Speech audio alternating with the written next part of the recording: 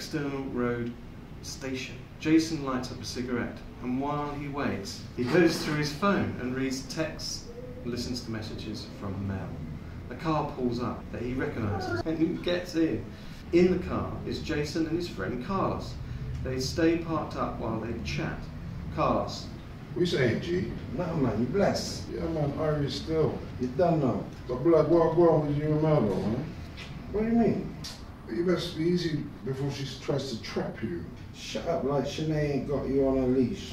Mel ain't got you on one. Whatever, man. They drive away. The camera pans out to show a shadowy figure standing on the other side of the road. Evening. Adam is at home. He settles down to watch TV. As the news comes on, there is a bottle of pills on the table in front of him. He looks at the pills, glancing at first, then staring intensely as his attention is constantly drawn to the bottle. Adam eases back in his seat and closes his eyes and begins to use some breathing exercises to maintain some calm and distract him from the bottle of pills. Again, the figure appears without Adam noticing his presence. Adam opens his eyes and still cannot see the figure standing in the room. Something on the news grabs his attention. His mood suddenly changes and he becomes agitated. His breathing becomes erratic and exhibits a sign of a panic attack. Adam jumps up and switches off the TV. He begins to pace around the room in an anxious state. As he appears to have difficulty gaining control of himself, he grabs the bottle of pills from the table and clumsily tries to open it. As he manages to get the bottle open, he quickly gets a couple of pills out and swallows them. Then a couple more. He then collapses back onto the seat and again attempts to perform his breathing exercises to calm himself down. The figure continues to watch him and seems to be content with what has just happened in front of him. What did you see on TV? Adam is lying down on the lounge chair, expressionless. Dr. Harris is sitting opposite him. Adam appears to be in a trance. Adam, What? you said you were watching TV and the news came on. What did you see? Do I have to lie down on this thing? I mean, you're a therapist, but still. Actually, I've never told you how to sit. You always just do that yourself. Oh. Adam's attention is finally drawn back to Dr. Harris. I think it would benefit you to talk about it.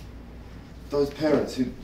The boy who was abused by his parents, that was sentenced for his death. Let me guess. You ever want to know how seeing that made me feel? Dr. Harris nods sagely. I felt bad for the boy. And then anger at the parents for what they did to me. Then I felt guilty. Guilty? Because I was abused and lived, but he didn't. It didn't seem fair. Then I thought he was lucky, because he won't be here to live through the fear and torment the way I have. And then I thought, you know, I would have been better off if I... Did the pills help during this attack? A bit, but they won't help me with the... Out of what? Just this strange feeling I get sometimes. What kind of feeling? I don't know how to... And it feels like sometimes I feel like I'm being overshadowed. In what way? Like I'm being watched. I don't know. It's been getting worse recently. Adam relaxes as though deep in thought about something. Jason's room.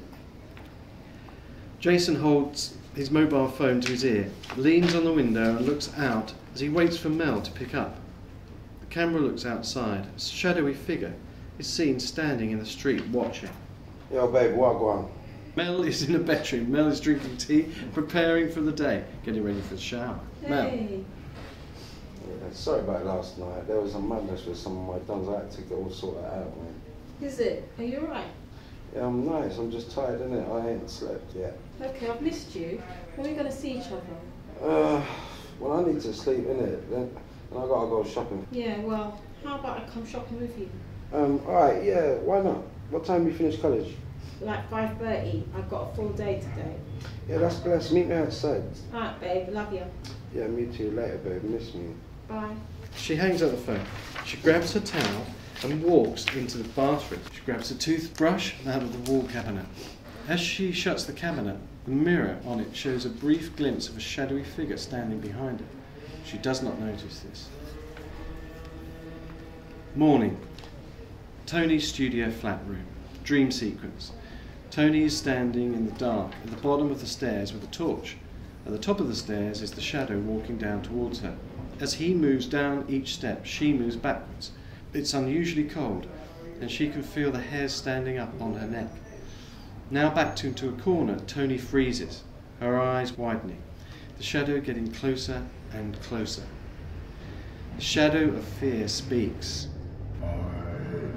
I am fear. Tony wakes abruptly from her dream. The doorbell rings again. She jumps out of bed, tired from the night before and disorientated. She trips over a handbag on the floor. Oh shit, okay, I'm coming. Just a minute. Hang on. I'm coming. Tony quickly throws on some clothes. Camera shows Dave, dressed for decorating, waiting outside Tony's studio flat carrying his tool bag, kicking his heels until Tony opens the door. Oh, Dave, yeah, come in. Excuse me, I just got up. No worries, late night? Yeah, you could say that. The phone rings. Dave puts his work gear on the floor and starts to ready his tools. Tony answers the phone. Hello? Oh, hi, Paul. Yeah, I'm on my way. Leaving right now. See you soon, honey. Bye. Tony dashes into the bathroom, shouting to Dave. You can set your stuff up over there in the corner and get started in the kitchen. Okay, Sean. Tony emerges from the bathroom, having fixed her hair. She grabs her bag and shouts to Dave. Dave, I've got a nip out. Probably won't be back before you finish today. So if you just leave a list of the stuff you need, I'll leave the cash for you tomorrow, okay? Well, yeah, sure. Tony leaves. Dave puts down a paintbrush on the edge of the tin and wipes his hands on a rag. He picks up his notepad and pencil and starts painstakingly to write what he thinks is a list of materials, but really looks like the illegible scrawl of a child. After a few moments, he pauses to review his handiwork. It is an incomprehensible mess that no one, especially him, could read. As his stomach muscles tense, the familiar cold hands slip over his shoulders and begin to grip. His spine turns to ice. He rips the sheet from his notepad and scrunches it up with one hand. He tosses it into a corner with frustration. The cold grip of fear is gone for now, but he knows that it will be back soon enough. Outside, supermarket. Jason is seen standing outside the supermarket speaking on his phone. As he waits for Mel, Mel turns up. They kiss and then walk into the building. Hardware department. Having decided that writing a list is impossible, an agitated Dave searches along supermarket shelves for the required materials. However, fear has sunk into him by now and can whisper into his ear. You can't find it. You're never going to find it. You can't read labels, can you? So, you'll have to just look at the pictures and guess. Shut up. All those years you depended on your wife to read and write for you. And now the simplest thing.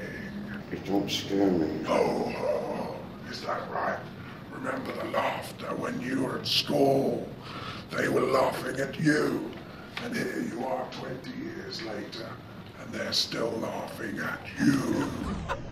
The sound of Jason, Mel, Carson, and Shanae passing the aisle, messing with each other, joking and laughing, uneasy. Dave's shaking hand drops a tin of syrupy wood stain on the floor of the store.